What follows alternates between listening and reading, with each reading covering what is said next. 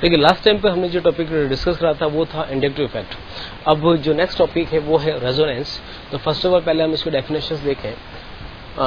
Due to change in overlapping pi electrons are delocalised, the delocalisation of pi electrons is called resonance. देखिए resonance का कुल मिलाकर meaning जो है वो ये है कि अगर किसी मॉलिक्यूल में ओवरलैपिंग चेंज हो रही हो और उस ओवरलैपिंग चेंज के कारण पाई इलेक्ट्रॉन्स अगर डीलोकलाइज हो तो इसी को हम रेजोनेंस कहते हैं। अब देखिए इस को हम यहाँ पर एक बड़े अच्छे एग्जाम्पल से समझ सकते हैं। कंपाउंड हम यहाँ पर लेते हैं benzene, the most famous compound, ठीक है। हमको पता है बेंजीन, चलो बेंजीन को हम यहाँ पर ड्रॉ करते हैं पहले सिंपल फॉर्म में। ये बेंजीन का स्ट्रक्चर है pi bond, single bond, pi bond, single bond and pi bond. Okay, यहाँ पर देखिए बेंजीन में टोटल 6 कार्बन है और हर एक कार्बन का जो हाइब्रिडेशन है वो sp2 होगा। और हमको पता है कि sp2 कार्बन में एक अनहाइब्रिड ऑर्बिटल होता है जो हाइब्रिड के परपेंडिकुलर होता है। तो यहाँ पर अगर हम इस बेंजीन का ऑर्बिटल डायग्राम ड्रॉ करें तो वो होगा यहाँ पे, देखिए कैसे।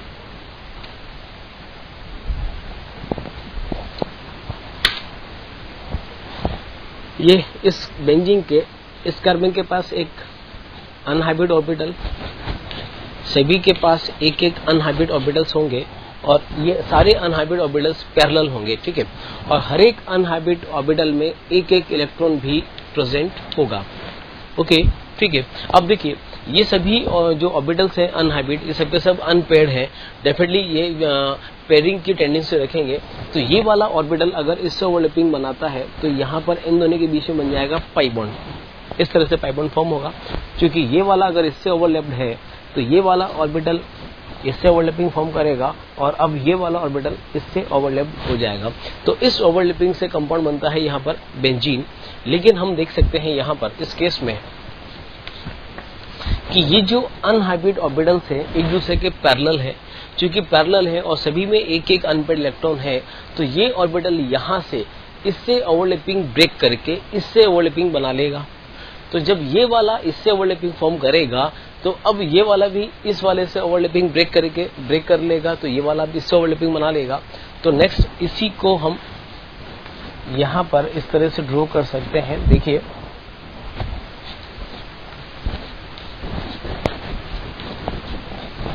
ये लिया, सभी में एक एक इलेक्ट्रॉन यहाँ प्रेजेंट है।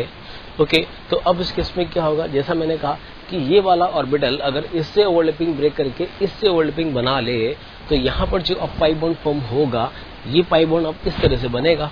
और जब ये दोनों ओवरलैपिंग करेंगे तो डेफिनेटली अब ये वाला इससे ओवरलैपिंग ब्रेक करेगा तो ये इससे ओवरलैप्ड होगा, तो अब पाई बॉन्ड यहाँ बनेगा और अब ये दोनों भी यहाँ पाई बॉन्ड बना लेंगे, ठीक है। तो इसका अगर हम यहाँ पर ऐसा ही स्ट्रक्चर ड्रॉ करें बेंजीन का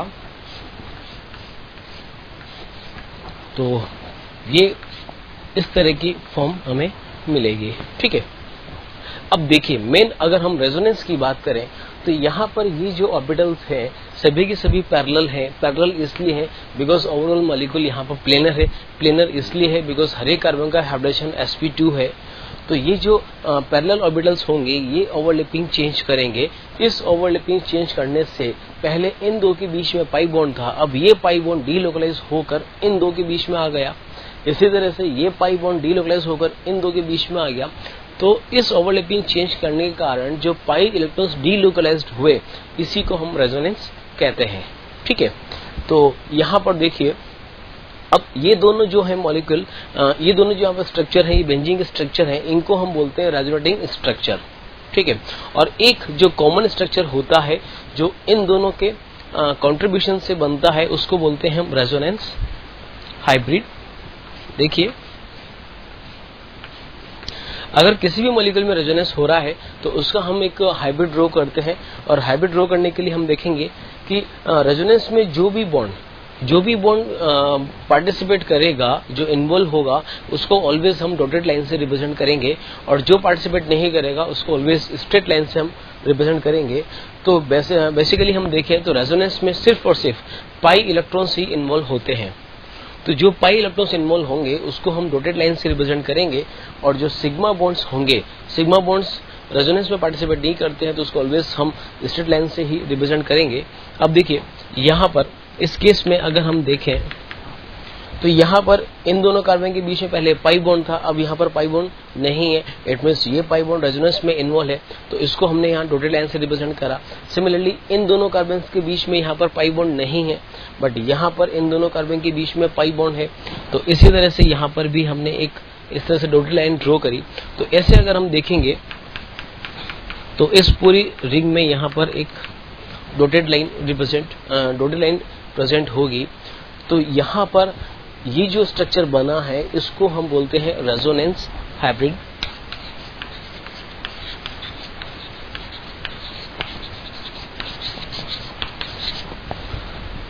रेजोनेंस हाइब्रिड, और ये दोनों होंगे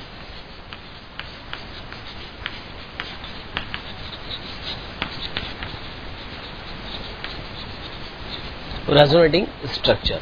ठीक है, तो हम देख सकते हैं कि यहाँ पर जैसे ही मैंने अभी कहा कि जो अनहाइब्रिड ऑर्बिटल्स के बीच में जो ओवरलैपिंग चेंज होती है, इस ओवरलैपिंग चेंज होने के कारण जो पाई इलेक्ट्रॉन्स डीलोकलाइज्ड होते हैं, इसी प्रोसेस को हम रेजोनेंस कहते हैं। और इस रेजोनेंस में जो रेजोनेंस ये जो कॉमन स्ट्रक्चर होता है जो कि इन आरएस के कंट्रीब्यूशन से बनता है, ठीक है, उसको बोलते हैं रेजोनेंस हाइब्रिड। रेजोनेंस हाइब्रिड एक एक्चुअल स्ट्रक्चर होता है किसी भी मॉलिक्यूल का, जबकि ये जो दोनों स्ट्रक्चर होंगे इसको बोलेंगे रेजोनेटिंग स्ट्रक्चर, और ये ऑलवेज इमेजिनरी स्ट्रक्चर होते हैं। देखिए, रेजोनेंस एक प्योरली इंट्रामोलिकुलर प्रोसेस है, not intermolecular. This is purely intramolecular process, ठीक है, फिनोमेना है। ठीक है, उसमें जो रेजोनेटिंग स्ट्रक्चर्स है इनको इमेजिनरी कंसिडर करते हैं, और जो रेजोनेंस हाइब्रिड है उसको ऑलवेज एक्चुअल कंसिडर करते हैं। इट मीन्स जो रेजोनेंस हाइब्रिड होता है वो उस मॉलिक्यूल की हर एक प्रॉपर्टी को एक्सप्लेन कर सकता है। ठीक है, लेकिन जो ये स्ट्रक्चर्स है रेजोनेटिंग स्ट्रक्चर्स, ये उसकी हर एक प्रॉपर्टी को एक्सप्लेन नहीं कर सकते। जैसे हम कह सकते हैं कि ये जैसे कार्बन कार्बन के बीच में यहाँ पर बॉन्डिंग सिंगल है और इन दोनों के बीच में बॉन्डिंग यहाँ पर डबल है। हमको पता है सिंगल बॉन्ड के रिस्पेक्ट में डबल बॉन्ड की जो बॉन्ड लेंथ होती है वो कम होती है। तो इट मीन्स यहाँ पर ये बॉन्ड लेंथ और ये बॉन्ड लेंथ डिफरेंट होनी चाहिए। मीन्स बेंजीन का जो स्ट्रक्चर है वो रेगुलर हेक्सागोनल ना होकर इरेगुलर होना चाहिए, बट एक्चुअल में बेंजीन का जो स्ट्रक्चर होता है वो रेगुलर हेक्सागोनल होता है, और उसकी इस प्रॉपर्टी को हम रेजोनेंस हाइब्रिड से शो कर सकते हैं। इससे हम एक्सप्लेन कर सकते हैं कैसे, बिकॉज जितना पाई बॉन्ड कैरेक्टर इन दो कार्बन के बीच में होगा उतना ही पाई बॉन्ड कैरेक्टर इन दोनों कार्बन के भी बीच होगा।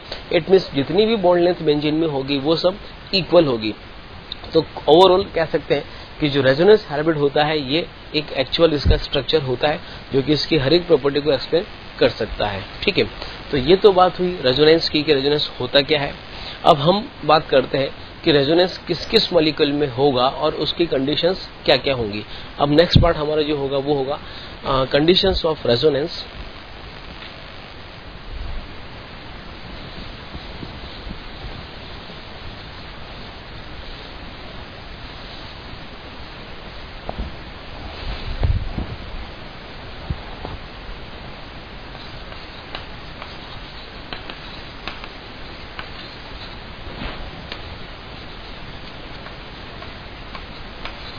Next part is condition of resonance. The first condition is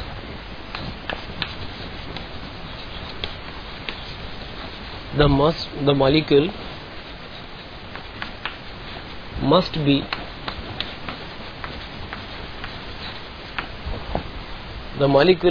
planar। ये फर्स्ट कंडीशन है कि जिस भी मॉलिक्यूल में रेजोनेंस हो वो मॉलिक्यूल प्लेनर होना चाहिए, बिकॉज जितने भी अनहाइब्रिड ऑर्बिटल है वो सब के सब पैरेलल हो। पैरेलल होंगे तो ही ओवरलैपिंग चेंज होगा। Second condition,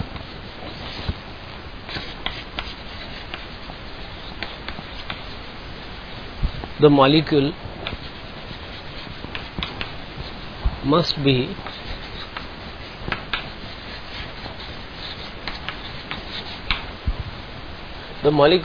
B conjugated. अब देखिए, कोई भी मॉलिक्यूल है रेजोनेंस होने के लिए सिस्टम कॉन्जुगेटेड होना चाहिए। It means at least 3 unhybrid orbital parallel होने चाहिए। जहां पर भी ये कंडीशन होगी वहां पर रेजोनेंस डेफिनेटली होगा। Okay, third condition, the energy difference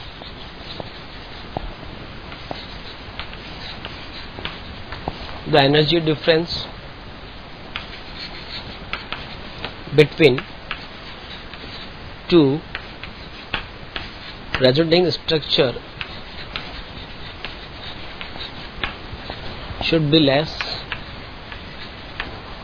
किन्हीं भी दो RS मीन्स किन्हीं भी दो रेजोनेंस स्ट्रक्चर के बीच का जो एनर्जी डिफरेंस है वो एनर्जी डिफरेंस कम होना चाहिए ताकि वो अपनी आइडेंटिटी लूज कर सके, मीन्स इंटर कन्वर्टेबल हो। ठीक है, अगर एनर्जी डिफरेंस ज़्यादा होगा तो डेफिनेटली वो इंटर कन्वर्टेबल नहीं होंगे। तो ये भी एक एसेंशियल कंडीशन है कि किन्हीं भी 2 RS के बीच का एनर्जी डिफरेंस कम होना चाहिए। Next is total number of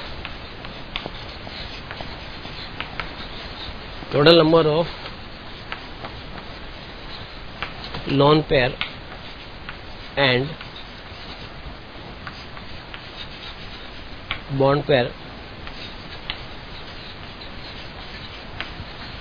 should be same in all resonating structure। हर एक RS में total number of loan pair and bond pair same होना चाहिए, ये वेरी नहीं करना चाहिए। जिसमें जितने भी लोन पेयर बॉन्ड पेयर होंगे दूसरे में भी उतने ही lone pair and bond pair होने चाहिए। ठीक है, तो ये कुछ एसेंशियल कंडीशंस है रेजोनेंस के लिए। जिस मॉलिक्यूल्स में ये कंडीशंस होंगी वो उस मॉलिक्यूल में रेजोनेंस होगा। ठीक है, अब ये तो हुई कंडीशंस। इसके बाद नेक्स्ट अब हम बात करते हैं कि किन किन मॉलिक्यूल में या किन किन आयन में रेजोनेंस होगा, ये हमें देखना है। मेनली हमें बात करनी है कॉन्जुगेटेड सिस्टम की। ठीक है, तो देखिए इसमें next part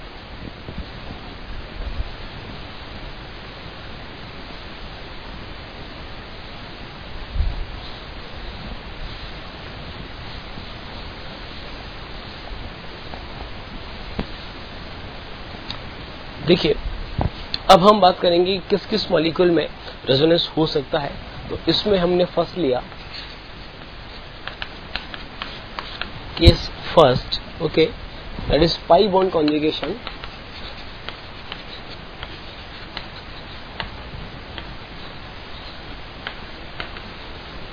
pi bond conjugation with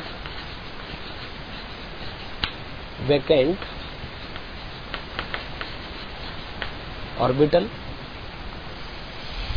देखिए कैसे, जैसे यहां पर हम इस कार्बोकेटाइन की बात करें, दिस इज एलाइल कार्बोकेटाइन। अब इस केस में देखिए यहां पर टोटल 3 कार्बन है और ये दोनों कार्बन यहां डबल बॉन्डेड कार्बन है। दोनों कार्बन का हाइब्रिडेशन sp2 होगा और ये जो कार्बन है इस कार्बन पे चार्ज पॉजिटिव है, तो पॉजिटिव चार्ज कार्बन पर का भी हाइब्रिडेशन sp2 ही होता है। इट मीन्स तीनों कार्बन के पास में एक एक अनहाइब्रिड ऑर्बिटल प्रेजेंट होगा। तो इनका अगर हम यहाँ पर ऑर्बिटल डायग्राम ड्रॉ करें तो देखिए कैसे होगा। 3 कार्बन, इस कार्बन का हाइब्रिडेशन sp2, तो एक इसके पास अनहाइब्रिड ऑर्बिटल, एक अनहाइब्रिड इसके पास भी होगा और एक अनहाइब्रिड इसके पास भी होगा। इन दोनों के बीच में पाई बॉन्ड फॉर्म है। इट मीन्स यहाँ पर ये दोनों ऑर्बिटल्स ओवरलैप्ड है। ठीक है, और इस कार्बन पे चार्ज पॉजिटिव है। हमको पता है कि जिस कार्बन पे चार्ज पॉजिटिव होता है उसका हाइब्रिडेशन sp2 तो होता ही है और उसके पास जो अनहाइब्रिड p ऑर्बिटल होता है वो ऑर्बिटल वैकेंट होता है। तो ये ऑर्बिटल यहाँ पर वैकेंट होगा। ठीक है, ओवरलैपिंग हो रही है, एक इलेक्ट्रॉन इसमें है और एक इलेक्ट्रॉन इसमें है। अब इस केस में क्या होगा कि यहाँ से ये जो ऑर्बिटल होगा, ये ऑर्बिटल यहाँ से, ये ऑर्बिटल इससे ओवरलैपिंग ब्रेक करेगा।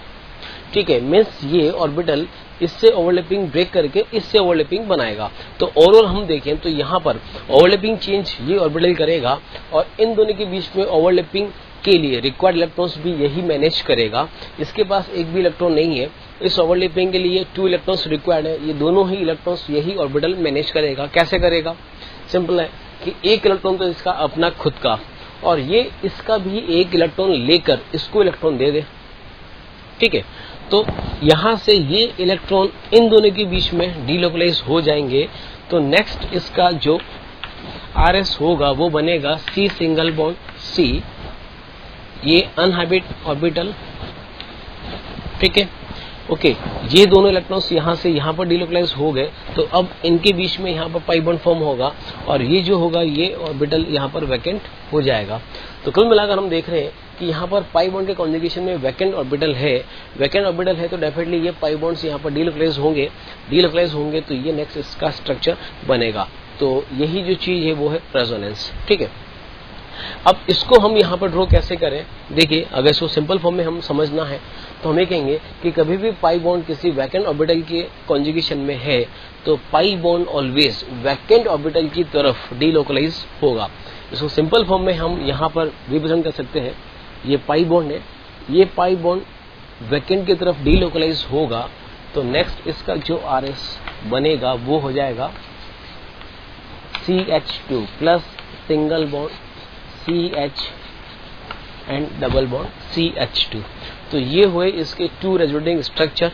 अब इसका अगर हाइब्रिड ड्रॉ करना है तो एक इस तरह से लाइन ड्रॉ करके और यहाँ पर हम इसका जो बेसिक स्ट्रक्चर है उसको एज इट इज ड्रॉ करेंगे। हर एक वो बॉन्ड जो रेजोनेंस में इन्वॉल्व नहीं है उसको हम स्ट्रेट लाइन से ड्रॉ करेंगे। और यहाँ पर हम देख रहे हैं कि इसमें ये पाई बॉन्ड और ये पाई बॉन्ड दोनों ही रेजोनेंस में इन्वॉल्व है, तो इन दोनों को यहाँ पर हम डॉटेड लाइन से रिप्रेजेंट करेंगे। ओके, ये हुआ। प्लस चार्जेस की हम बात करें, जो पॉजिटिव चार्ज पहले इस कार्बन पर था, अब ये पॉजिटिव चार्ज डिस्पर्स होकर इस कार्बन पर शिफ्ट हो रहा है। ठीक है, मींस पॉजिटिव चार्ज इन दोनों कार्बन पर डिस्पर्स हो रहा है। तो यहाँ पर हाइब्रिड में इसको हम लिखेंगे del positive and del positive. Positive charge जिन जिन कार्बन पर डिस्पर्स होगा उन सभी पर हम डेल प्लस या डेल माइनस जो भी चार्ज डिस्पर्स होगा वो एज इट इज हम लिखेंगे। ठीक है, तो ये हुआ यहाँ पर इसका रेजोनेंस हाइब्रिड।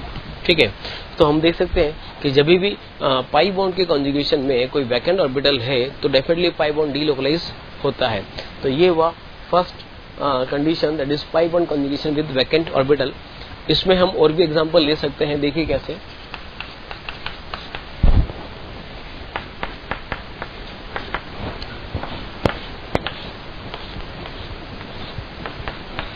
ये देखिए, ये नेक्स्ट एग्जांपल है।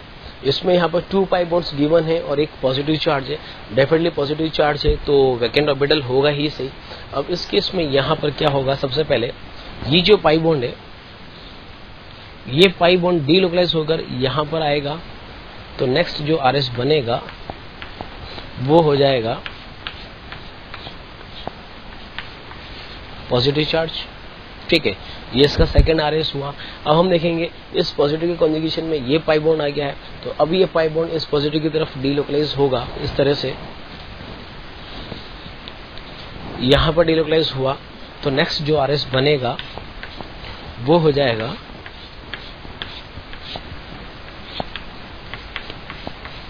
पॉजिटिव।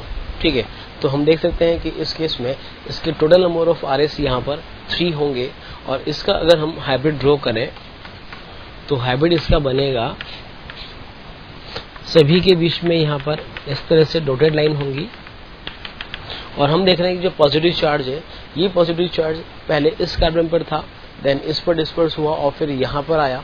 तो इन तीनों कार्बन पर हम लिखेंगे यहाँ पर del positive, positive and del positive, ये इसके RS होंगे। तो ओवरऑल हम कहें तो इस केस में इसके टोटल नंबर ऑफ RS 2 होंगे जबकि यहाँ पर टोटल नंबर ऑफ RS 3 होंगे। अब देखिए एक चीज इसमें और हमें देखना है कि अगर किसी में रेजोनेंस हो रहा है तो जनरली वो स्टेबल होता है। यहाँ पर हम देख सकते हैं कि इसमें पॉजिटिव चार्ज डिस्पर्स हो रहा है, 2 डिफरेंट कार्बन पर डिस्पर्स हो रहा है, तो पर एटम चार्ज डेंसिटी हाफ हो जाएगी। और अगर चार्ज डेंसिटी हाफ हो रही है तो डेफिनेटली स्टेबिलिटी इंक्रीज होगी। ठीक है, तो अब इसके बाद हम कह सकते हैं कि एग्जाम्पल नंबर फर्स्ट और सेकंड में अगर हमें कंपेयर करना पड़े कि कौन ज्यादा स्टेबल है तो कैसे करेंगे। देखिए यहाँ पर तो पॉजिटिव चार्ज 2 डिफरेंट कार्बन पर डिस्पर्स हो रहा है तो पर एटम चार्ज डेंसिटी हाफ हो गई। यहाँ पर पॉजिटिव चार्ज 3 डिफरेंट कार्बन पर डिस्पर्स हो रहा है तो पर एटम चार्ज डेंसिटी 1/3, क्योंकि 1/3 है तो ये वैल्यू उससे कम हो रही है तो इसमें चार्ज डेंसिटी कम होगी, इट मीन्स ये ज्यादा स्टेबल होगा। ठीक है, तो किसी में भी चार्ज डेंसिटी जितनी कम होगी वो स्ट्रक्चर उतना ही ज्यादा स्टेबल होगा। तो यहाँ पर हम एक चीज कह सकते हैं मेनली कार्बोटाइन के केस में कि जिसके जितने ज्यादा आरएस होंगे वो उतना ही ज्यादा स्टेबल होगा, बिकॉज जितने ज्यादा आरएस होंगे चार्ज उतना ही डिस्पर्स होगा, और चार्ज जितना डिस्पर्स होगा पर एटम चार्ज डेंसिटी उतनी ही कम, और डेफिनेटली चार्ज डेंसिटी अगर कम है तो स्टेबिलिटी ज्यादा होगी। ठीक है, ओके, ये 2 एग्जांपल्स हमने बात करी है, इसके हम और भी एग्जांपल्स यहाँ पर ले सकते हैं। देखिए कैसे।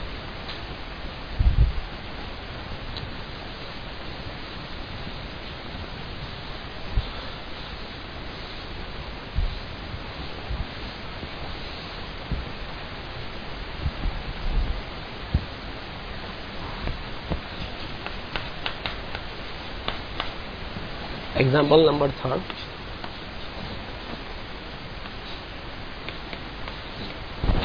सपोज ये हमें केटाइन दे रखा है। अब इस केस में हम देख सकते हैं यहाँ पर क्या होगा, pi bond, then single bond, then positive charge, तो यहाँ पर डेफिनेटली ये कॉन्जुगेशन है। तो इस केस में क्या होगा, ये पाई बॉन्ड यहाँ से यहाँ डीलोकलाइज होगा, यहाँ डीलोकलाइज हुआ तो नेक्स्ट जो आरएस होगा वो हो जाएगा ये पॉजिटिव। ठीक है, और इसका अगर हैबिट ड्रॉ करें तो हैबिट हो जाएगा del positive and del positive, ये इसका हैबिट हुआ। ठीक है, तो ऐसे जितने भी स्ट्रक्चर्स गिवन हो जिसमें पाई बॉन्ड कॉन्जुगेशन है विद वैकेंट ऑर्बिटल, उस केस में हमेशा पाई बॉन्ड वैकेंट ऑर्बिटल की तरफ डीलोकलाइज होगा। और देखिए इसमें एग्जांपल,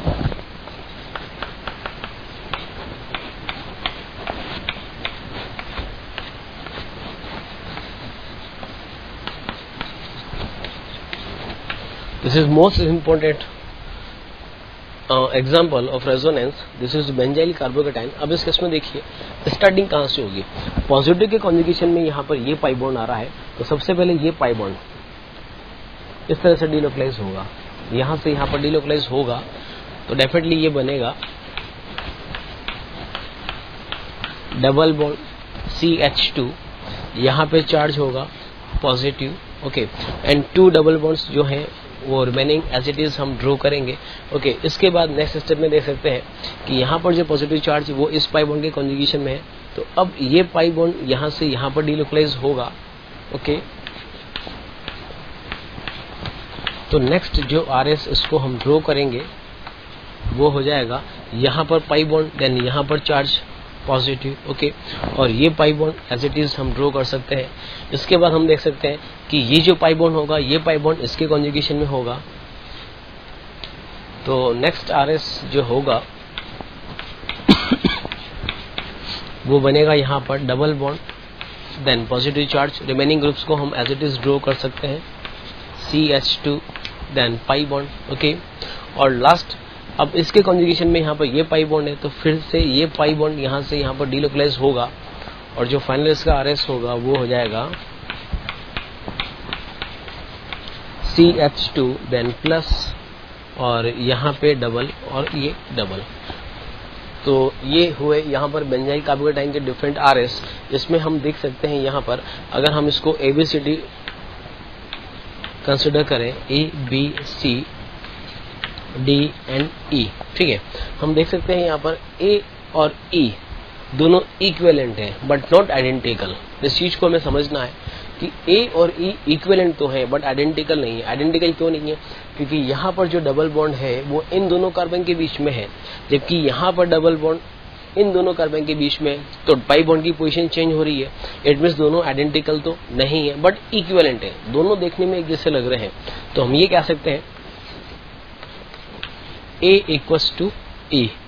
इसी तरीके से अगर हम देखें तो B और जो D है ये दोनों भी यहाँ पर इक्विवेलेंट होंगे, B इक्वल्स टू D, और जो C होगा, C में चार्ज पैरा पर है तो C बिल्कुल डिफरेंट होगा। ओके, ये तो है इसके RS। अब अगर हम इसका यहाँ पर हैबिट ड्रॉ करें तो इसका हैबिट यहाँ पर होगा ऐसे, बेंजीन में एक रिंग बनेगा प्लस सिंगल बॉन्ड, यहाँ पर भी डॉटेड लाइन। अब देखिए ये बनाने के बाद हम देख सकते हैं कि जो पॉजिटिव चार्ज है वो कितने कार्बन पर डिस्पर्स हुआ। हम देख सकते हैं पॉजिटिव चार्ज स्टार्टिंग में यहाँ पर था, then ortho, para and again ortho.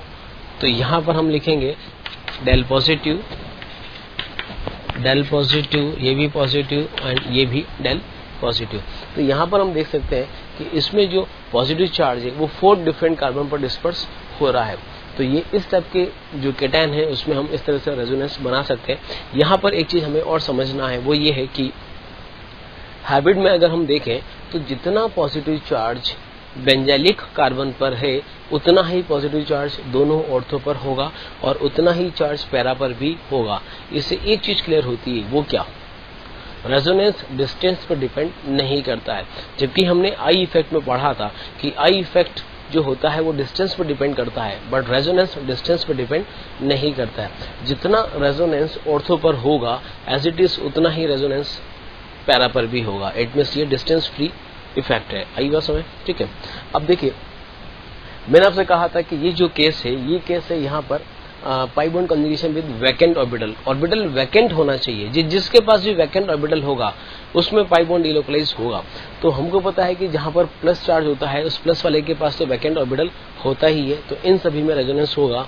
अब हम एक ऐसा मॉलिक्यूल भी ले सकते हैं जिसमें वैकेंट ऑर्बिटल तो हो बट चार्ज पॉजिटिव ना हो। देखिए कैसे।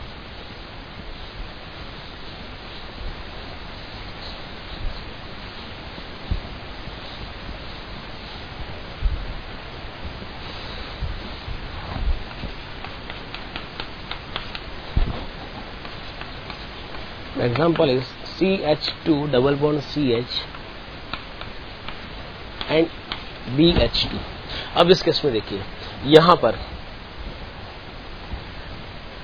ये दोनों कार्बन डबल बॉन्डेड हैं, दोनों का हाइब्रिडेशन sp2 अच्छा, इस केस में भी जो बोरोन होता है उसका भी हाइब्रिडेशन sp2 होता है।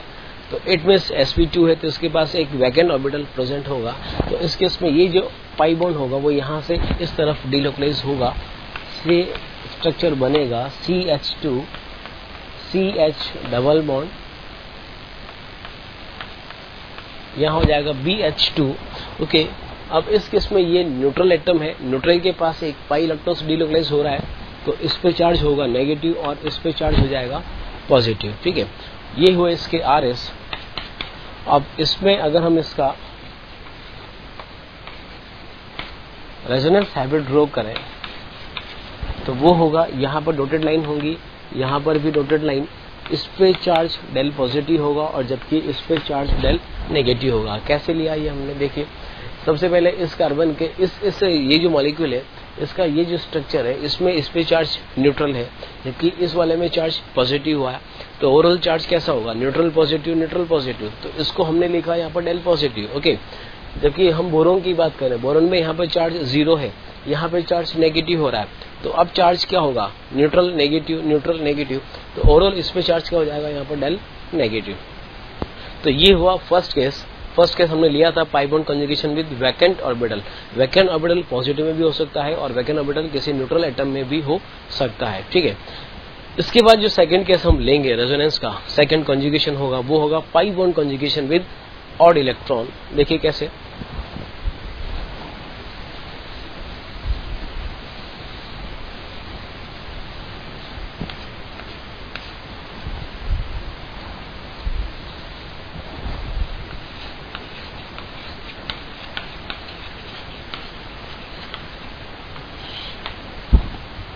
Pi bond conjugation with odd electron, देखिए इसका एग्जांपल हम ले सकते हैं यहाँ पर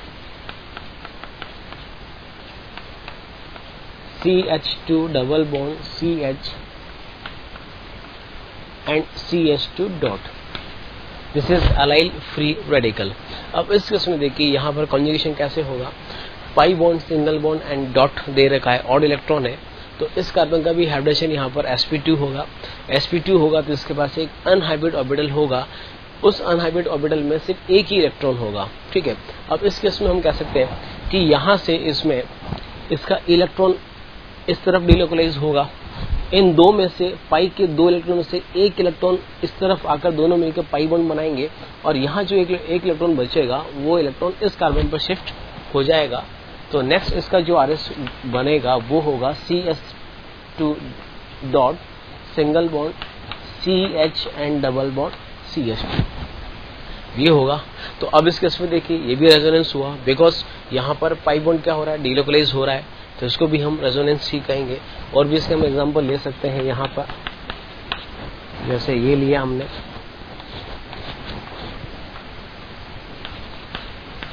अब इसमें देखिए यहाँ पर 2 pi bond and 1 free electron दे रखा है। तो इसके उसमें हम कैसे उसको रिप्रेजेंट करेंगे, जो डॉट होगा उसको, देखिए एक तो एरो होता है इस टाइप का डबल हेडेड, एक होता है सिंगल हेडेड।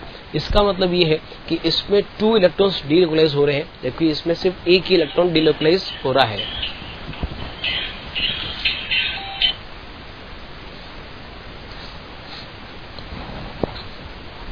तो इसका जो नेक्स्ट आरएस अब यहाँ होगा वो होगा इस टाइप से, ये इलेक्ट्रॉन्स यहाँ पर इसमें पाई में चेंज हुआ, ऐसे ही यहाँ पर इस पाई का एक इलेक्ट्रॉन यहाँ पर आकर पाई बॉन्ड बनाएगा और एक जो बचेगा वो इस कार्बन पर शिफ्ट हो जाएगा। तो नेक्स्ट जो इसका आरएस बनेगा वो होगा ये पाई और यहाँ पर आ जाएगा डॉट, ठीक है। उसके बाद फिर से हम देखें तो ये इलेक्ट्रॉन पाई में चेंज होगा, इसका एक इलेक्ट्रॉन पाई में चेंज होगा और एक जो बचेगा वो इस कार्बन पर शिफ्ट हो जाएगा। तो नेक्स्ट जो आरएस बनेगा वो होगा डबल एंड डॉट। तो इस केस में हम देख सकते हैं कि यहाँ पर तो 2 इक्विवेलेंट आरएस है, जबकि यहाँ पर इसमें 3 डिफरेंट आरएस है।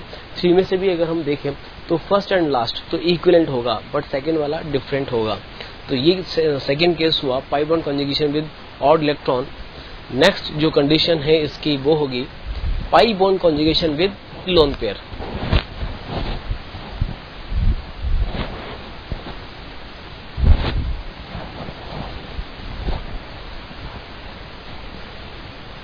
Case third, pi bond conjugation with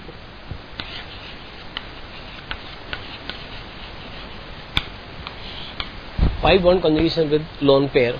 अब इस केस में देखिए यहाँ पर हम एग्जांपल ले सकते हैं CH2 double bond CH single bond NH2, और NH2 में यहाँ पर N के पास एक लोन पेयर है। अब देखिए इसमें हमें रेजोनेंस से समझना है, तो इसके लिए पहले इस रेजोनेंस को समझने से पहले हम बात करेंगे हाइब्रिडेशन की। हमें हर एक मॉलिक्यूल में किसी भी एटम का हाइब्रिडेशन आना चाहिए। देखिए कैसे, सपोज जैसे मॉलिक्यूल मैंने लिया अमोनिया, अमोनिया में N के पास एक लोन पेयर होगा, ओके। इस N का जो हाइब्रिडेशन है, ये हाइब्रिडेशन यहाँ पर होगा sp3। सिंपल से कैलकुलेशन होती है, हाइब्रिडेशन हम कैसे निकालेंगे, that is number of sigma bond plus number of lone pair. तो यहाँ पर टोटल कितना आ रहा है, सिग्मा बॉन्ड यहाँ पर 3 है, 3 हाइड्रोजन का मतलब 3 sigma bond plus 1 lone pair, total कितना हो गया 4 का मतलब हाइब्रिडेशन sp3।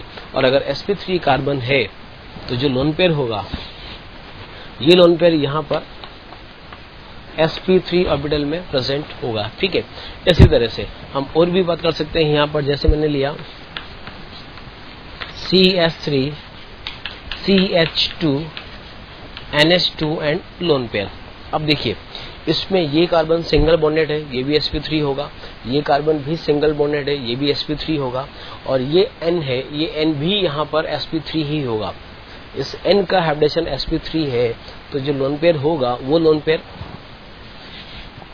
यहाँ पर sp3 हाइब्रिड ऑर्बिटल में प्रेजेंट होगा।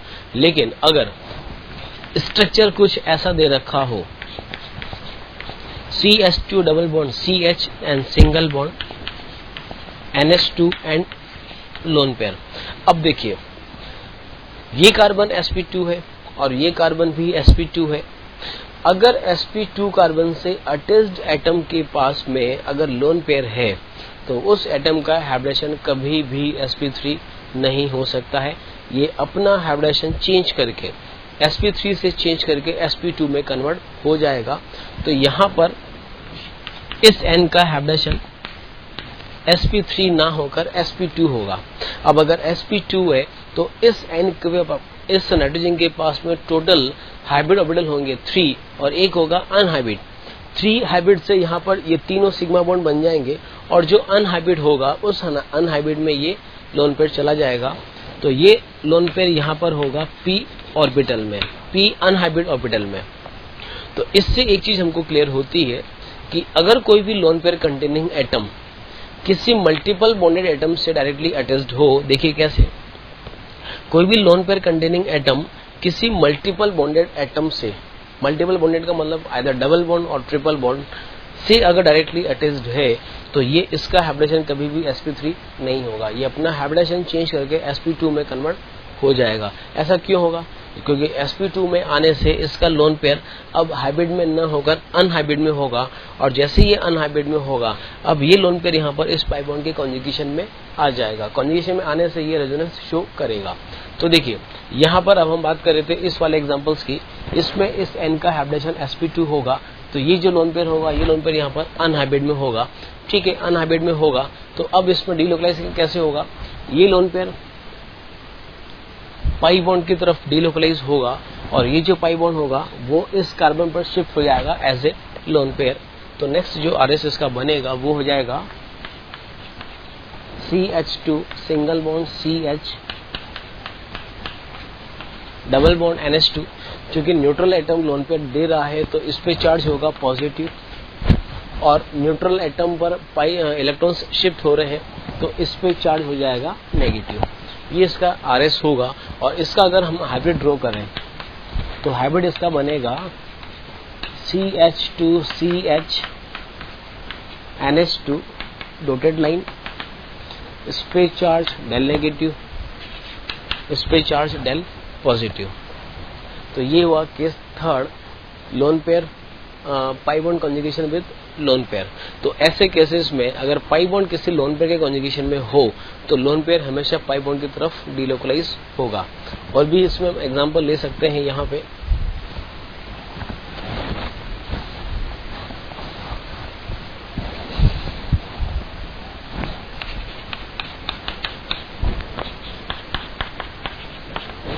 Next is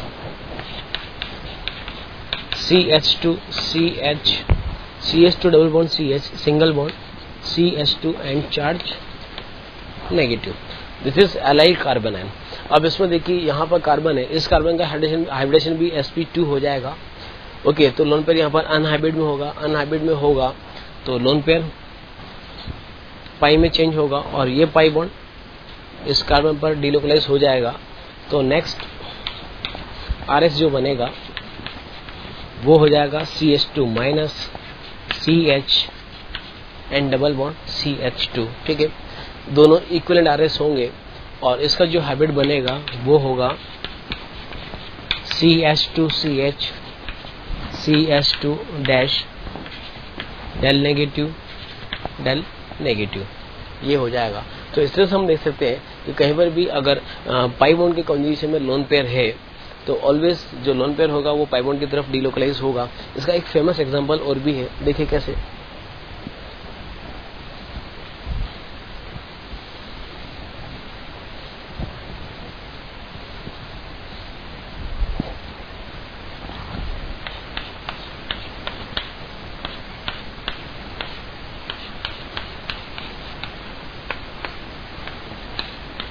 this is aniline, aromatic compound है। अब इस केस में देखिए जो कॉन्जुगेशन का टाइप है वो कैसा है, double bond single bond and lone pair. ठीक है, तो इस केस में क्या होगा, जो लोन पेयर होगा वो पाई बॉन्ड की तरफ डीलोकलाइज होगा। हम ड्रॉ कर सकते हैं लोन पेयर पाई बॉन्ड की तरफ डीलोकलाइज हो रहा है तो ये जो पाई बॉन्ड होगा वो इस वाले कार्बन पर शिफ्ट हो जाएगा, दिस इज ऑर्थो कार्बन। तो नेक्स्ट जो RS इसका बनेगा वो होगा इस टाइप से, डबल बॉन्ड NH2 N पे चार्ज पॉजिटिव, क्योंकि पाई बॉन्ड इस ऑर्थो कार्बन पर शिफ्ट हो रहा है तो इस पे चार्ज नेगेटिव और ये दोनों pi bond as it is. Okay, next step में देखिए, नेक्स्ट स्टेप में अब यहाँ जो कॉन्जुगेशन है वो है pi bond single bond and negative charge. तो नेगेटिव पाई में कन्वर्ट होगा और ये पाई बॉन्ड पैरा पर एज ए नेगेटिव शिफ्ट होगा।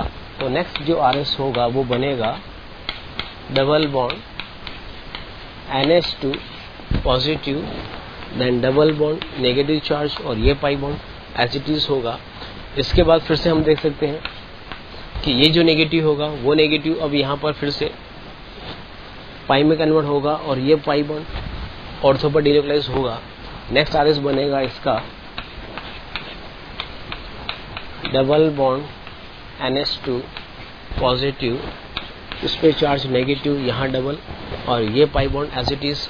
और फाइनली अगर हम देखें अब, तो ये जो नेगेटिव चार्ज होगा वो पाई में चेंज होगा और ये पाई बॉन्ड फिर से n के पास चला जाएगा।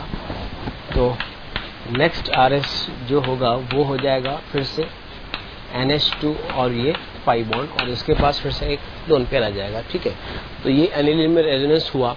और इसका अगर हम हाइब्रिड यहाँ पर ड्रॉ करें तो हाइब्रिड इसका बन जाएगा रिंग में, एक तो ये dotted line single bond NH2, चूंकि ये पाई बॉन्ड भी इन्वॉल्व है तो यहाँ पर भी डॉटेड लाइन होगा।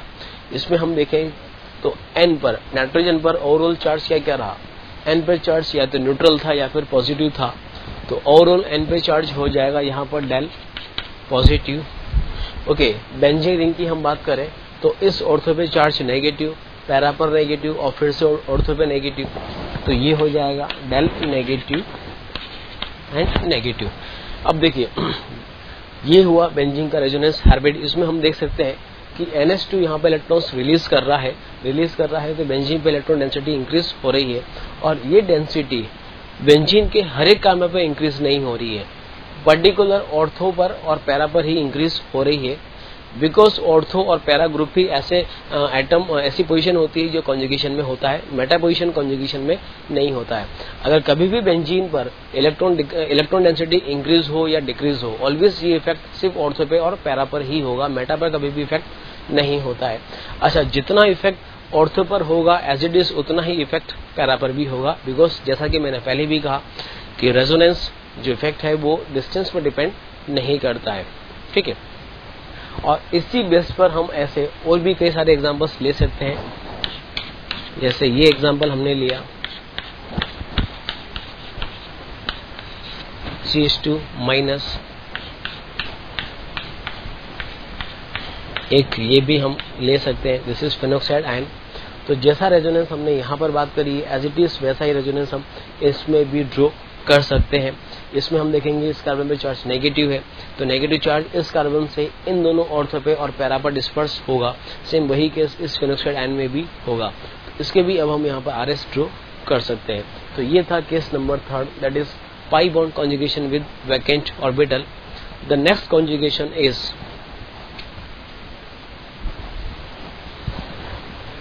pi bond conjugation with pi bond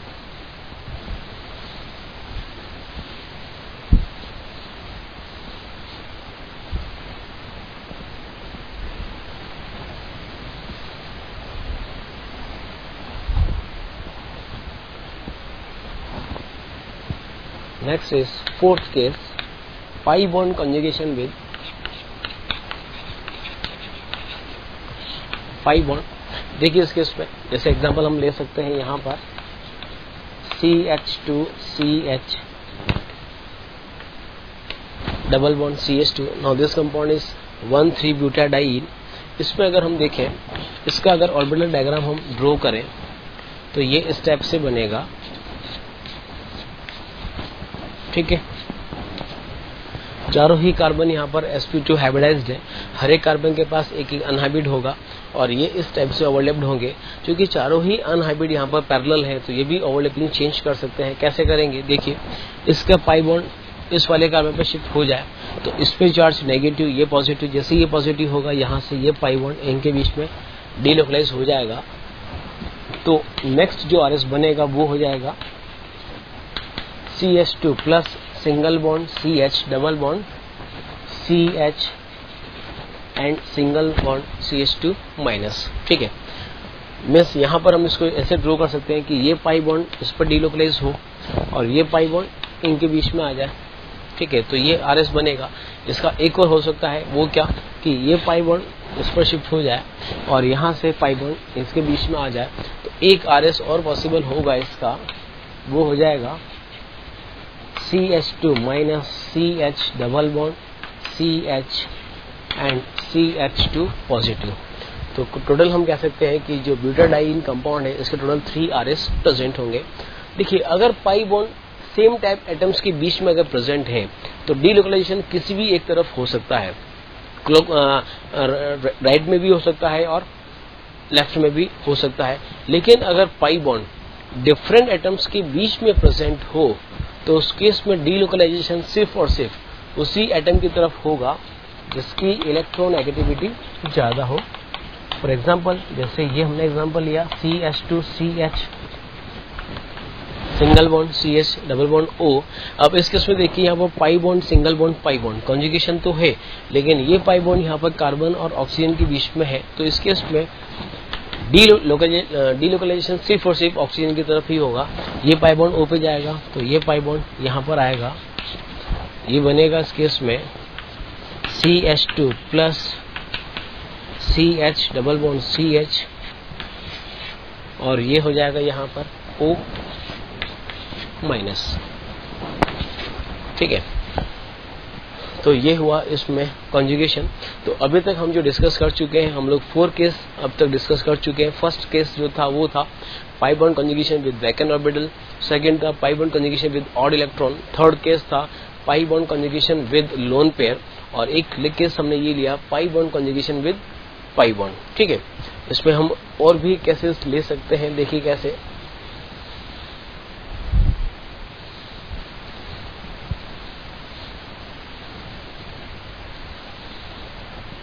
The next case is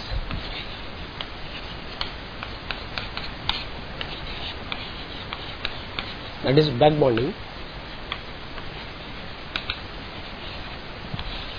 अब देखिए बैक बॉन्डिंग केस क्या है। सपोज जैसे हम ये वाला लें MEO single bond CH2 plus. ठीक है, अगर किसी लोन पेयर कंटेनिंग एटम से डायरेक्टली एक ऐसा एटम अटैच्ड हो जिसके पास कोई वैकेंट ऑर्बिटल हो, तो उस केस में ये जो एटम होगा वो अपना लोन पेयर इस कार्बन को देकर बॉन्ड फॉर्म कर लेगा। तो यहाँ पर स्ट्रक्चर बनेगा MEO double bond CH2 and O पे चार्ज हो जाएगा पॉजिटिव। ऐसे केसेस को हम बोलते हैं बैक बॉन्डिंग। एक बार फिर से हम समझ सकते हैं कि अगर A और B है, A के पास लोन पेयर है और B के पास सपोज वैकेंट ऑर्बिटल है और दोनों डायरेक्टली अटैच्ड हैं, तो ये A अपना लोन पेयर इस B को देकर एक बॉन्ड फॉर्म कर लेता है। बिकॉज बॉन्ड फॉर्मेशन से क्या होगा, बॉन्ड फॉर्मेशन ऑलवेज एक्सोथर्मिक होता है, एनर्जी रिलीज होगी, तो जो मॉलिक्यूल या जो स्ट्रक्चर बनेगा उसकी और एनर्जी कम हो जाएगी। एनर्जी कम होगी मीन्स स्टेबिलिटी बढ़ेगी। तो ऐसे केसेस को हम बोलते हैं बैक बॉन्डिंग। इसके हम और भी एग्जांपल्स ले सकते हैं। जैसे हमने लिया MENH CH2 अब इस केस में हम ले सकते हैं यहाँ पर N के पास लोन पेयर है, लोन पेयर पाई में चेंज करेगा तो ये कन्वर्ट होगा MENH डबल बॉन्ड CH2 और ये चार्ज हो जाएगा प्लस। ठीक है, और देखिए एग्जांपल,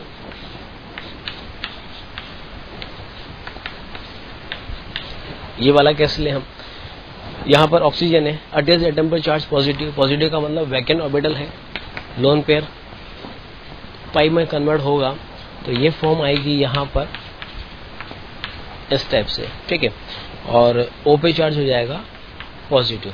तो ऐसे केसेस को हम बोलते हैं बैक बॉन्डिंग। ठीक है, ये था केस नंबर 5 और इसी के बाद एक केस और ले सकते हैं last, that is D orbital resonance.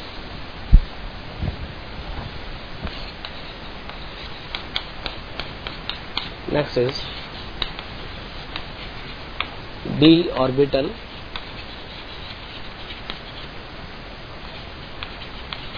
resonance। अब देखिए D ऑर्बिटल रेजोनेंस में क्या होगा, अगर सपोज रेजोनेंस में CH2 minus single bond Cl, अगर रेजोनेंस में D ऑर्बिटल्स भी पार्टिसिपेट करें तो उसको हम बोलते हैं D orbital resonance. Mainly third period के जो एलिमेंट होंगे लाइक फॉस्फोरस, सल्फर या क्लोरीन, यही element D orbital resonance show करेंगे बिकॉज इसमें D ऑर्बिटल प्रेजेंट होते हैं। C पे चार्ज नेगेटिव है। ठीक है, और यहाँ पर Cl है, Cl के पास हमको पता है 3D ऑर्बिटल्स अवेलेबल होते हैं, तो ये नेगेटिव यहाँ पर पाई में कन्वर्ट होगा तो नेक्स्ट जो स्ट्रक्चर बनेगा वो हो जाएगा CH2 डबल बॉन्ड Cl और Cl पे चार्ज हो जाएगा नेगेटिव। तो इस टाइप की जो ओवरलैपिंग होती है, इस ओवरलैपिंग को हम बोलते हैं D ऑर्बिटल रेजोनेंस। मतलब D ऑर्बिटल अगर इन्वॉल्व है तो उसको एक तरह से D ऑर्बिटल रेजोनेंस भी कह सकते हैं। ठीक है, तो ये केसेस हमने डिस्कस करे आज अभी कि किस किस मॉलिक्यूल में या किस आयन में रेजोनेंस हो सकता है। तो ये 5-6 केसेस हमने डिस्कस करे। अब इसके बाद अब हमको ये देखना है कि किसी मॉलिक्यूल के या किसी आयन के अगर मोर देन 1 RS है, रेजोनेटिंग स्ट्रक्चर है, तो उनमें से उनका स्टेबिलिटी ऑर्डर क्या होगा। तो नेक्स्ट हमारा जो टॉपिक होगा वो होगा स्टेबिलिटी बिटवीन रेजोनेटिंग स्ट्रक्चर्स। देखिए, the next part is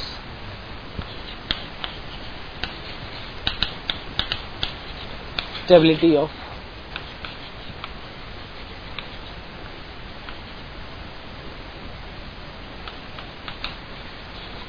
resonating structure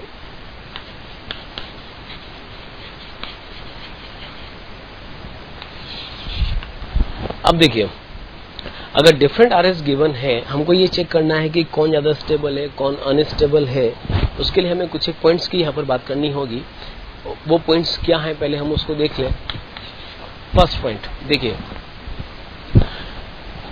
जिसमें नंबर ऑफ बॉन्डिंग ज्यादा होगी, जिसमें नंबर ऑफ बॉन्डिंग ज्यादा होगी वो ही RS ज्यादा स्टेबल होगा। बिकॉज बॉन्डिंग ज्यादा होगी, बॉन्ड फॉर्मेशन ज्यादा हो रहा है, बॉन्ड फॉर्मेशन ज्यादा हो रहा है तो एनर्जी रिलीज हो रही है, और अगर एनर्जी रिलीज हो रही है तो बनने वाला कंपाउंड या आयन ज्यादा स्टेबल होगा।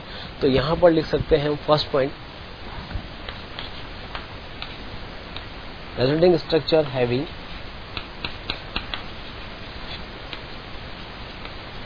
more number of covalent bond, resonating structure having more number of covalent bond is more stable। ठीक है, सेकेंड अगर बॉन्डिंग सेम है तो जिसका ऑक्टेट कंप्लीट होगा वो इनकम्प्लीट ऑक्टेट RS से ज्यादा स्टेबल होगा। Second point is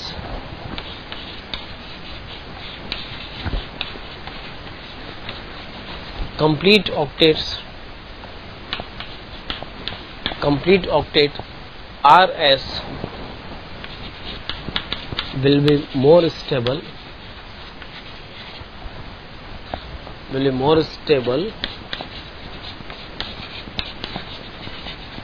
than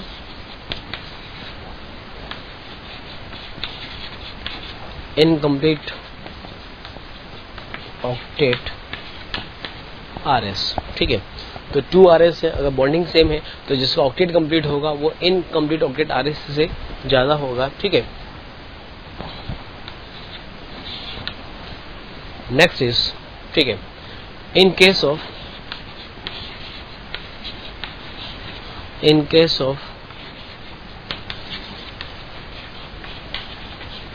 incomplete octet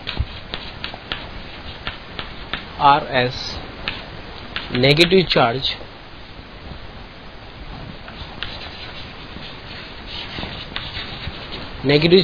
on more electronegative atom or positive charge on less electronegative atom will more stable। ठीक है, तो देखिए, अगर किसी मॉलिक्यूल की मोर देन 1 RS है और हमको ये चेक करना है कि कौन स्टेबल ज्यादा है, कौन स्टेबल कम है, तो हमें इन पॉइंट्स को फॉलो करना होगा। फर्स्ट पॉइंट है RS having more number of covalent bond will be more stable. Definitely जिसमें बॉन्डिंग ज्यादा होगी, कोवेलेंट बॉन्ड जिसमें जितने ज्यादा होंगे वो उतना ज्यादा स्टेबल होगा। ओके, अगर नंबर ऑफ बॉन्डिंग सेम है तो नेक्स्ट प्रेफरेंस फिर हम देंगे ऑक्टेट को। 2 डिफरेंट RS है, ठीक है, एक का ऑक्टेट कंप्लीट है और एक का ऑक्टेट इनकम्प्लीट है, तो जिसका ऑक्टेट कंप्लीट होगा वो ज्यादा स्टेबल होगा। ओके, नेक्स्ट केस इज, अगर सपोज 2 डिफरेंट RS है, दोनों का ही ऑक्टेट इनकम्प्लीट है। ओके, तो नेक्स्ट फैक्टर होगा इलेक्ट्रोनेगेटिविटी। मोर इलेक्ट्रोनेगेटिव एटम पर नेगेटिव चार्ज ज्यादा स्टेबल होगा, बट लेस इलेक्ट्रोनेगेटिव एटम पर पॉजिटिव चार्ज ज्यादा स्टेबल हो जाएगा। आई बात समझ? तो ऐसे हम इनको कंपेयर कर सकते हैं। और एक पॉइंट हम और ले सकते हैं fourth point, charge separation of like charges. अगर सेम एटम है, सेम चार्ज है, सेम चार्ज को जितना सेपरेट करेंगे, सेम चार्ज जितना दूर होंगे उतना ही ज्यादा स्टेबल होंगे।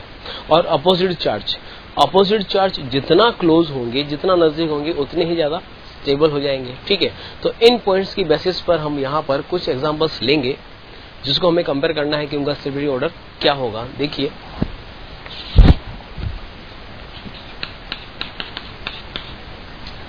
Example number 1,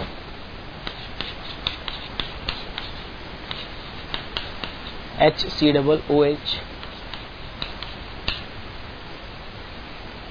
CO minus O plus H, then HCO minus OH, इसको लिखा A, B, C, यहाँ पर पॉजिटिव चार्ज। और एक एग्जांपल और ले रहे हैं, HCOH, इस पे चार्ज नेगेटिव और इस पे चार्ज पॉजिटिव, ये लिया D। ठीक है, देखिए यहाँ पर हमें 4 डिफरेंट RS गिवन है, इसमें हमें इनका स्टेबिलिटी ऑर्डर निकालना है। तो देखिए यहाँ पर अगर हम बॉन्डिंग की बात करें तो इस केस में यहाँ पर नंबर ऑफ बॉन्डिंग काउंटिंग करें तो 1 2 3 4 and 5, there are 5 covalent bond. और इसमें अगर हम काउंट करें तो 1 2 3 4 एंड 5 बॉन्ड यहाँ पर भी है। ओके, तो नेक्स्ट फैक्टर इज, अगर बॉन्डिंग सेम है तो डेफिनेटली जो नॉन पोलर RS होगा वो पोलर के रेस्पेक्ट में ज्यादा स्टेबल होगा। यहाँ पर ये नॉन पोलर है, इसमें कोई चार्जेस नहीं है, इसमें चार्जेस है, तो इसका मतलब A will be more stable then B। Okay, तो ये हुआ A ग्रेटर देन B। अच्छा, B और C में अगर हम देखें तो यहाँ पर नंबर ऑफ बॉन्डिंग्स ज्यादा है, इसमें टोटल 5 बॉन्डिंग है, जबकि यहाँ पर 1 2 3 एंड 4, इसमें भी देखें तो 1 2 3 एंड एक बॉन्डिंग यहाँ पर भी है 4। तो डेफिनेटली B की स्टेबिलिटी यहाँ पर C और D से ज्यादा होगी। एक तरीका और इनको निकालने का, B में अगर हम देखें तो O पे चार्ज नेगेटिव है। अगर O पे चार्ज नेगेटिव होता है तो डेफिनेटली O का जो ऑक्टेट होगा वो कंप्लीट ऑक्टेट होगा। और यहाँ पर इस ऑक्सीजन पे चार्ज पॉजिटिव है, लेकिन O के पास नंबर ऑफ बॉन्डिंग इसकी वैलेंसी से ज्यादा है। ऑक्सीजन बाईवैलेंट एटम होता है, लेकिन यहाँ पर इसकी वैलेंसी कितनी है, 3। तो अगर वैलेंसी से ज्यादा बॉन्डिंग है और चार्ज पॉजिटिव है तो उस ऑक्सीजन का भी ऑक्टेट कंप्लीट होगा। इट मीन्स यहाँ पर जो B स्ट्रक्चर है वो कंप्लीट ऑक्टेट है। ठीक है, C में अगर हम देखें तो इस वाले कार्बन पर चार्ज पॉजिटिव है, कार्बन की वैलेंसी 4 है, यहाँ पर इसके पास बॉन्डिंग 3 बॉन्डिंग है। अगर वैलेंसी से कम बॉन्डिंग है और चार्ज पॉजिटिव है तो फिर उसका ऑक्टेट इनकम्प्लीट होगा। तो यहाँ पर C का ऑक्टेट इनकम्प्लीट। D में हम चेक करें, O पर चार्ज पॉजिटिव है, O पर पॉजिटिव है, लेकिन ऑक्सीजन डाईवैलेंट होता है, बट यहाँ पर इसके पास सिर्फ एक ही बॉन्ड है। तो अगर वैलेंसी से कम बॉन्ड है और चार्ज पॉजिटिव है तो उसका ऑक्टेट इनकम्प्लीट होगा। तो हम देख सकते हैं यहाँ पर स्ट्रक्चर C और स्ट्रक्चर D दोनों का ही ऑक्टेट इनकम्प्लीट है। अब दोनों ही अगर ऑक्टेट इनकम्प्लीट वाले हैं तो अब नेक्स्ट जो क्राइटेरिया होगा वो होगा इलेक्ट्रोनेगेटिविटी। मोर इलेक्ट्रोनेगेटिव एटम पर नेगेटिव चार्ज ज्यादा स्टेबल होगा, या फिर लेस इलेक्ट्रोनेगेटिव एटम पर पॉजिटिव चार्ज स्टेबल होगा। C में हम देखें, कार्बन और ऑक्सीजन में ऑक्सीजन की इलेक्ट्रोनेगेटिविटी कार्बन से ज्यादा है, तो O पे चार्ज नेगेटिव है और C पे चार्ज पॉजिटिव है। जबकि यहाँ पर उल्टा हो रहा है, O पे चार्ज तो पॉजिटिव हो रहा है जबकि C पे चार्ज नेगेटिव हो रहा है। तो डेफिनेटली यहाँ पर C की स्टेबिलिटी D से ज्यादा हो जाएगी। तो ये ऑर्डर हो जाएगा C ग्रेटर देन D। तो ऐसे डिफरेंट जो RS है उसकी स्टेबिलिटी को हम कंपेयर कर सकते हैं on the basis of their structures, electronegativity, complete octet, incomplete octets. इस बेसिस पर हम उनकी स्टेबिलिटी को कंपेयर कर सकते हैं। और देखिए इसमें हम और एग्जांपल्स की यहाँ पर ले सकते हैं।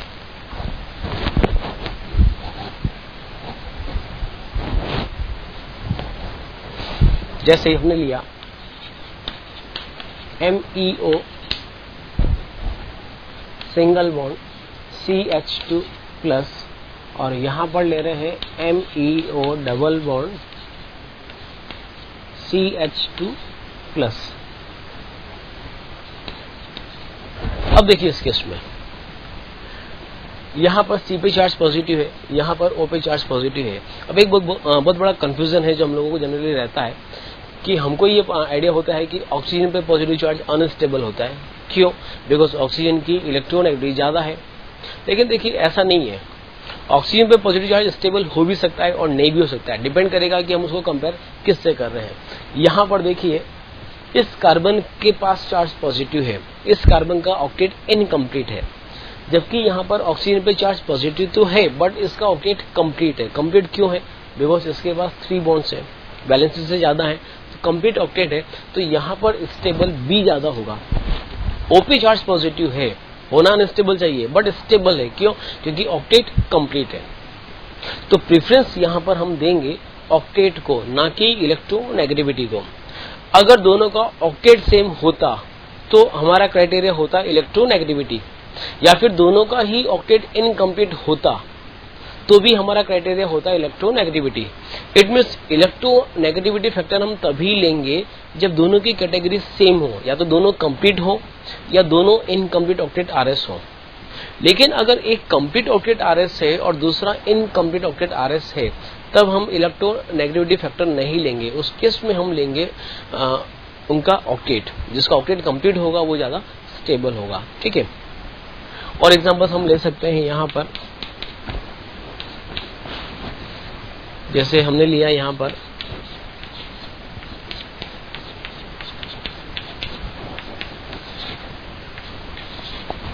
एक केस हमने ये लिया, एक हम ले सकते हैं यहाँ पर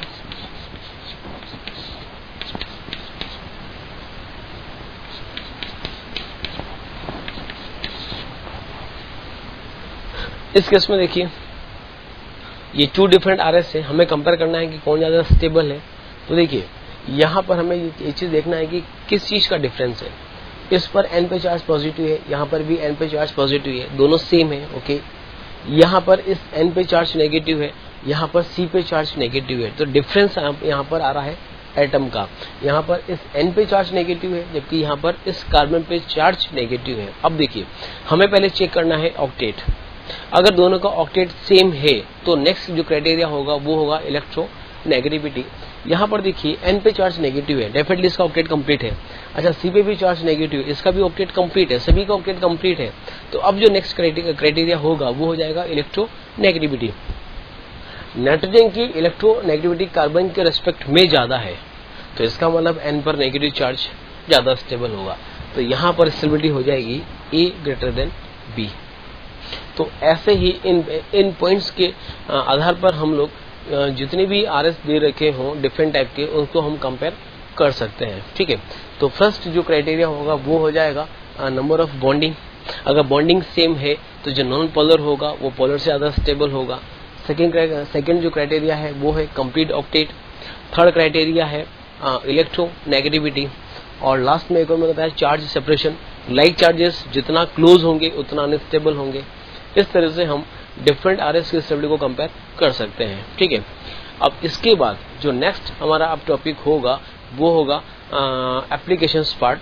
एरोमेटिक कंपाउंड्स की हम बात करेंगे। मीन्स जो नेक्स्ट पार्ट हमारा रहेगा वो रहेगा इस रेजोनेंस का एप्लीकेशंस पार्ट। ठीक है, जिसमें हम कुछ एरोमेटिक कंपाउंड्स की भी स्टडी करेंगे, प्लस साथ में हम देखेंगे कि कौन सा कार्बोनेट ज्यादा स्टेबल है, कौन कम स्टेबल है। ये हमारा नेक्स्ट पार्ट होगा।